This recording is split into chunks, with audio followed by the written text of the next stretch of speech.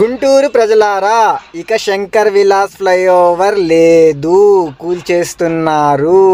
ఎంతో మంది బ్రిడ్జి మీద ట్రావెల్ చేసి ఎక్కడెక్కడికో వెళ్ళిపోయారు, గుంటూరుని కూడా వదిలేసి. సో ఇప్పుడు ఈ బ్రిడ్జి మట్టిలో కలిసిపోతుంది. గుంటూరు వారి యొక్క ఎమోషన్స్ మట్టిలో కలిసిపోతున్నాయి. కాకపోతే అభివృద్ధిలో భాగంగా తప్పదు. ఈ బ్రిడ్జి ప్లేస్ లో ఒక కొత్త బ్రిడ్జి, చాలా పెద్ద బ్రిడ్జ్ అయితే పడబోతుంది అనమాట.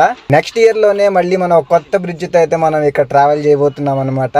సో బ్రిడ్జి పడేస్తున్నారు కాబట్టి ఈ బ్రిడ్జి చరిత్ర కూడా తెలుసుకుందాం అనమాట మనం. అప్పట్లో గుంటూరు ఒక చిన్న ఊరు అనమాట. సో ఆ చిన్న ఊర్లో ఉన్న ఒక రైల్వే లైన్ దాటడానికి అటు ఇటు సో ఒక చిన్న బ్రిడ్జిని నిర్మించారు. సో ఆ చిన్న బ్రిడ్జే మనల్ని మోస్తూ ఇప్పటి వరకు అయితే బలంగా నుంచొని ఉందన్నమాట. సో కాకపోతే ఇప్పుడు ఆ చిన్న గుంటూరు కాస్త పెద్ద గుంటూరు అవడంతో ఆ చిన్న బ్రిడ్జి మనల్ని ఎక్కువ మొయ్యలేకపోతుంది, ఇంకా ట్రాఫిక్ ఎక్కువ అయిపోతుంది అనమాట. సో అందుకోసం గాను ఒక పెద్ద బ్రిడ్జిని అయితే వేయబోతున్నారు. సో అందుకోసం ఈ బ్రిడ్జిని అయితే కూల్చేస్తున్నారు అనమాట ఇప్పుడు. సో ఈ బ్రిడ్జిని ఎప్పుడు కట్టారు అంటే 1958లో అయితే హైవేస్ డిపార్ట్మెంట్ వాళ్ళు ఈ బ్రిడ్జిని కట్టారనమాట. అంటే మనకి స్వాతంత్రం వచ్చిందేమో 1947లో, బ్రిడ్జి కట్టిందేమో 1958లో. అంటే స్వాతంత్రం వచ్చిన 11 సంవత్సరాల తర్వాత గుంటూరులో ఈ బ్రిడ్జి కట్టారనమాట.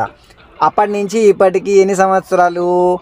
40, 25, 65, 60, 67 ఇయర్స్ నుంచి ఈ బ్రిడ్జి మనల్ని మోస్తూ వచ్చింది గుంటూరు పీపుల్ని. సో అప్పుడంటే చిన్న ఊరు కదా, ఇప్పుడు పెద్ద ఊరైంది. సో ఈ చిన్న బ్రిడ్జి మనల్ని మోయలేకపోతుంది.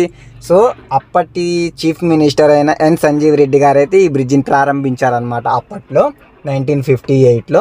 ఇప్పుడు 2025లో మన చంద్రబాబు నాయుడు గారి పరిపాలనలో అయితే ఈ చిన్న బ్రిడ్జిని తొలగించేసి పెద్ద బ్రిడ్జ్ అయితే వేయబోతున్నారు. మరి కొంతకాలం ట్రాఫిక్ సమస్యలు అయితే తప్పవు. సో ట్రాఫిక్ రూల్స్ ను పాటిస్తూ జాగ్రత్తగా అయితే మూవ్ అవ్వండి. తక్కువ కాల వ్యవధిలోనే మళ్ళీ మనం ఒక కొత్త బ్రిడ్జ్ మీద అయితే ట్రావెల్ చేద్దాం. సో మీలో ఎంతమంది ఈ బ్రిడ్జ్ మీద అయితే ట్రావెల్ చేశారనేది కింద కామెంట్ అయితే ఖచ్చితంగా పెట్టండి.